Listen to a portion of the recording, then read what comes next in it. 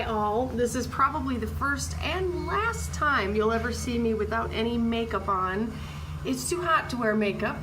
It's 106 degrees here with the heat index here in Florida.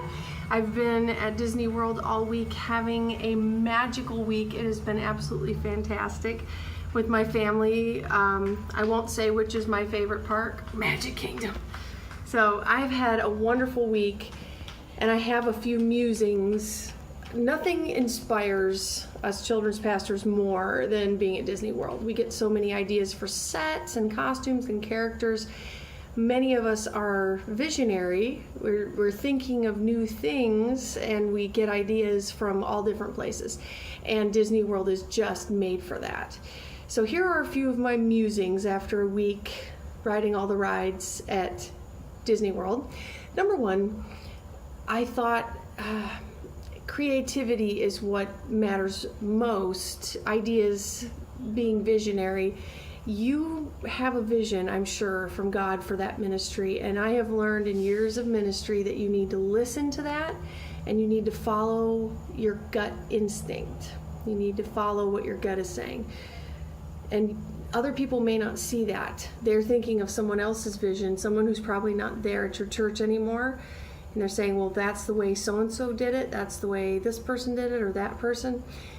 You have to do what God has laid on your heart to do. And if they can't see that vision, you have to get better at expressing it.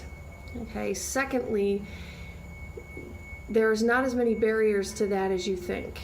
We had a special guest trainer in named John Tash at our church. And he is amazing. If you haven't had him in to do a training, you absolutely should. John Tash Ministries.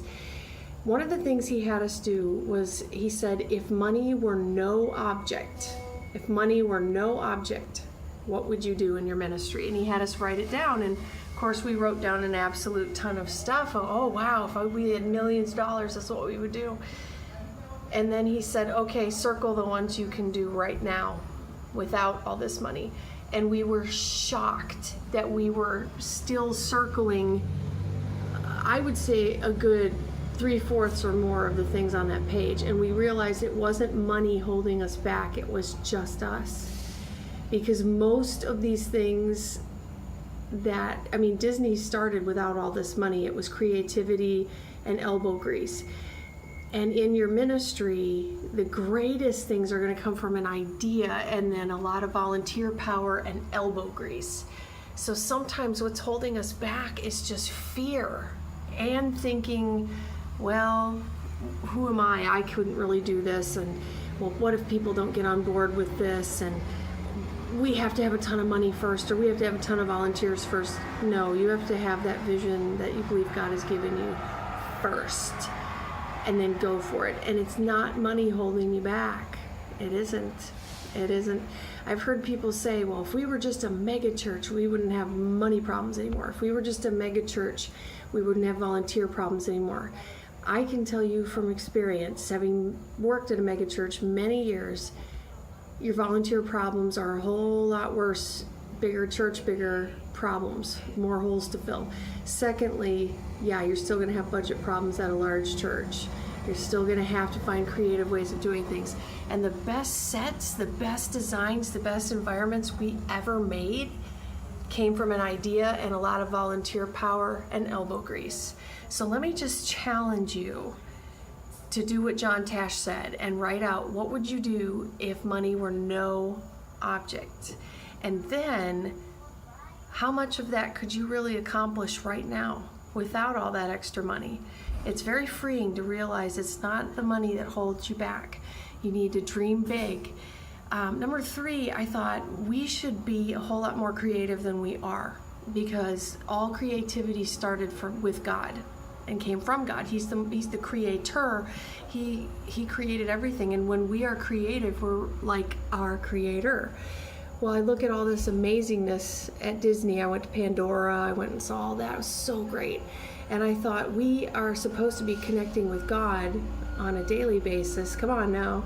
We should have so much more creativity. We should be leading the way with creativity, because we are representing Christ, or representing the Creator on earth.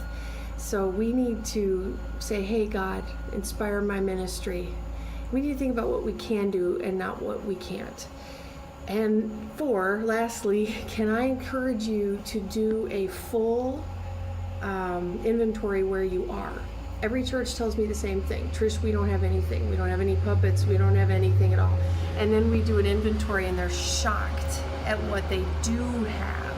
Somewhere out in that church pole barn, somewhere in the church basement, the church attic, everybody has those storage rooms, and I'm telling you, do an inventory and find out what you do have.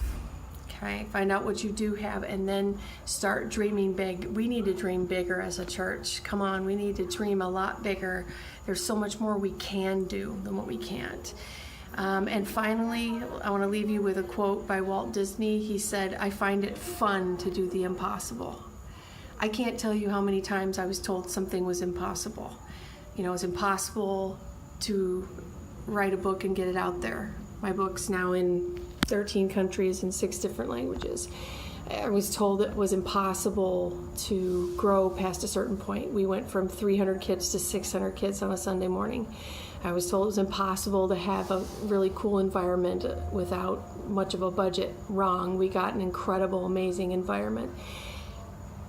God is a God of the impossible, and I think we need to start asking bigger. We need to start asking a whole lot bigger. So let me leave you with that challenge. Ask God for more. Do an inventory. Do the John Tash list. Find out what you can do now without any extra money. And go for it. Do great things for God. And I love you guys. I will see you next week. I'll be going home from Disney tomorrow. I can see the Disney Magical Express buses coming behind me. You probably can't see that. But I love you guys. I'm going back where it's not 106. I'm going to be going home where it's about 80. But I love you all. God bless your ministry. And I will see you next week. Bye-bye.